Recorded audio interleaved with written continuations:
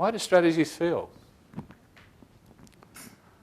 Strategies fail because they're hard.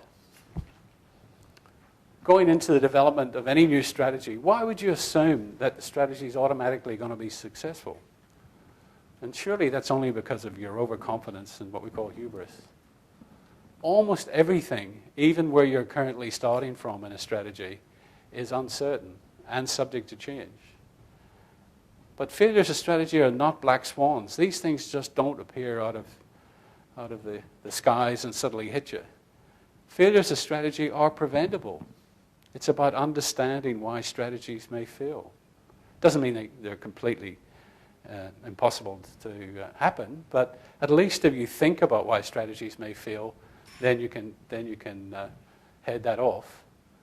Failures are not the result of hindsight, but can be seen, and in some cases even predicted in advance. You can predict the fact that some strategies are going to fail. So, strategies fail, it shouldn't come as a surprise. We're doing some very, very hard things here, right?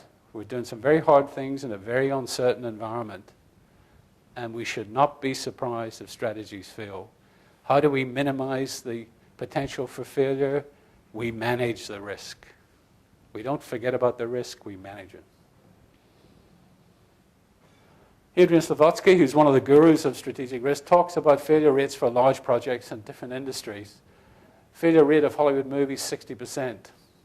Mergers and acquisitions, 60% at least. I've seen failure rates greater than that. IT projects, still, after 30 years, 70% failure rate to achieve all their objectives. Venture capital, 80%. New pharmaceuticals, over 90%. Slavotsky suggests you assume a starting rate of success of only 20%. You should assume that any major project only has a chance of succeeding of 20% when you start. Many times you've gone to a boss and said, project's going to cost X million dollars, and there's an 80% chance of failure. We don't do that, do we? We don't talk about the failure. We talk about the benefits. We talk about how good it's going to be. We talk yada, yada, yada. We don't say, well, it's got an 80% chance of failure. We don't do that. And yet some of these projects have way, way over 50%. They're more likely to fail than succeed. Right? How often do we actually state that? We don't. You would never get the approval if you say that, right? Well, you won't get the approval because the people who are approving don't want to hear it. They don't want to hear it up front. So tell them that they might hear it 5 years down the road. I mean, this is risk management. Yeah? You can lend money to somebody, and they may fail. You just don't take that on as a piece of bad luck. Whenever you're doing credit risk, you actually analyze the chance that the credit will go bad. So why don't you analyze the chance that the strategy will go bad? And be open and honest about the fact that it may fail. At least from the beginning then, you'll be working on trying to stop it failing, right? Rather than being surprised when it does fail. This is risk management 101. This isn't anything new. If there's something uncertain, you've got to at least attempt to understand some of the size of the uncertainty and be open and honest about it. That's what we do in risk management. That's what we do in credit risk. That's what we do in market risk. We sometimes do that in operational risk. Why don't we do it in strategic risk? Because it's more important there. In the end, the firm can fail because of strategic risk and, of course, credit risk. So it's more about how do we think about risk and strategy. Do we even think about risk and strategy, or do we assume everything is going to be hunky-dory and really good? A lot of people do the second. So, Patrick, in that context, this question that Mr. Upadhyay asked, that the risk of the government coming in and changing your strategy is a real risk. Is a real risk and should be accounted for. That, well, you're going down a certain path and tomorrow you might be told to do something different. That's true, but remember, it's never tomorrow, is it? The government doesn't say tomorrow you're going to suddenly lend money to people who are over 5'6". You know, I mean, that's not what happens. With governments, the time frame for this stuff is 3, 4, 5 years, right? It's not overnight. Rarely overnight.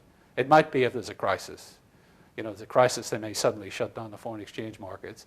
But in general, these changes take a long time. So you should, if you're thinking about the ongoing changes, you should be able to anticipate some of the implications, yeah? And take mitigating steps. These things don't happen suddenly. They happen over a period of time. You can look at them and say, what are the chances that the government are suddenly going to go, well, we like what's happening in Europe, we don't like that sort of thing. So it's not instantaneous. It happens over time.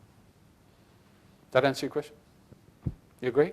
Risk management is about trying to identify the potential things that will knock you off your track down the road. Right? And that works just as well for strategy as it does for credit.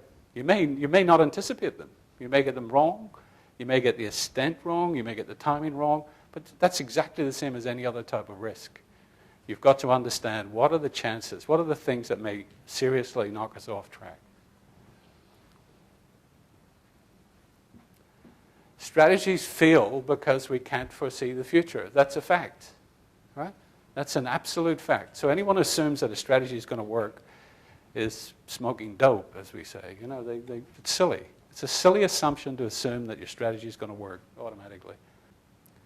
So the objectives specified in any strategic plan are uncertain, and we can't know with any degree of certainty about the final value when the objective is going to be obtained. So uncertainty is the result of a lack of complete knowledge about the factors that will impact the objectives, the so-called risk factors. There are strategic risk factors as well as the credit risk factors.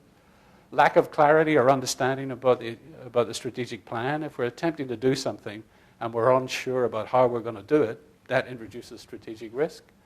Incorrect implementation of the plan, including bad planning, bad execution, wrong people, insufficient capacity of the organization to implement the plan. That's almost the one that happens all of the time. We embark on a plan and we don't have the capacity to do it.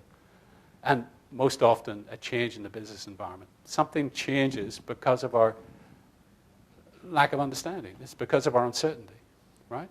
It will change. So strategic risk management is all about getting more information about the future, same as it is in any other risk management. As much information as we possibly can. It also follows that we can never have complete information, and there'll always be some uncertainty and risk. There'll always be a chance that whatever we're doing will end up with losses. But we've got a better chance of success if we increase the amount of good information we have and try to be aware of what we don't know. Right? If we know we don't know something, we're in a much better position than if we don't know what we don't know. Yeah? If we know we don't know what the interest rate will be 5 years down the road, at least we can make hedging, we can hedge against that. At least we can make mitigating attempts. So what we need to do is to try and get answers to some key questions. Taking our model from before, we have our current customer segments, we've got our desired customer segments, where are we going to be in the future? Is the current business model sustainable? Do we even know where we're starting from? Do we understand the strategic risks, not the credit risks, but the strategic risks in our current business model? Is there a competitor out there that's going to take our products away from us? Is there a technology out there that's going to change our current business model? So we have to understand our current business model. We have to understand the sources of profitability, the value we provide to customers, the sources of our costs, the sources of everything. So the first thing you've got to do, like everything in risk management, is understand where you're starting from. Right? Don't assume that if we do nothing, everything in the garden is going to be rosy, because we could be just waiting for a car crash as we speak. Yeah? And that's what happened to HBOS, by the way. Then going to the strategic position, is that strategic position sustainable? Yeah? We decide we want to do something, we want to acquire a company or something like that. Having acquired it, is that a sustainable strategy, or is that just a one-off? Because it's no use doing a strategy that just has an instantaneous benefit. It's got to have a benefit long-term. The benefit has to be sustainable and not drop off. Can we actually get the customer segments we're getting to? How are we actually going to acquire the customers that are essential to our strategy? We decide we're going to innovate, we're going to do some new technology or some new process. How do we know that those customers are going to want that? Marketing's not the answer. Marketing's part of the answer, but it's not the answer. And is the strategy itself viable? Do we have the resources to do it? Do we have the time to do it? Do we know what we're doing? Do we have good planning to do it? Yada, yada, yada.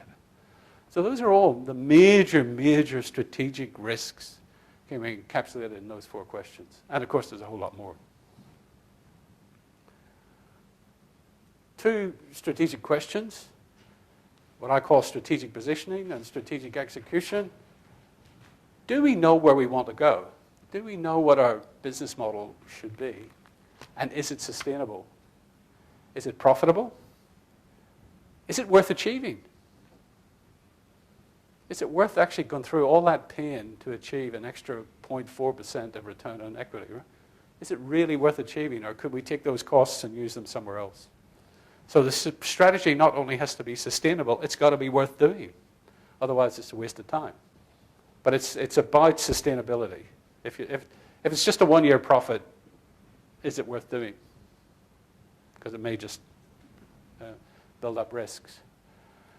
Can our competitors emulate the strategy? You know, we've got a great strategy. We're going to do it over 5 years. If the bank next door can do it over 3 years, what happens to your strategy? It goes. Can we actually, and this is important, can we actually reach and engage the targeted customer segment? You know, if we're doing an innovation strategy, or we're doing some sort of strategy based around the young or the old or the pensioner or yada, yada, yada, do we know how to reach those people? Because if we don't reach the customer segments with the products that we're selling, we will not have long-term or even medium, well, we might have medium-term profitability, but we won't have long. So that's the key.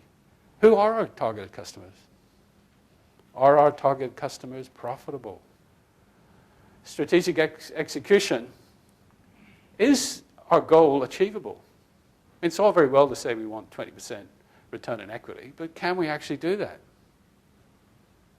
Can we actually achieve that? Is that achievable in the marketplace we're talking about? Are we starting from the right place? Do we have the resources today and the position today to allow us to achieve that long-term objective? Will we actually get to where we want to be?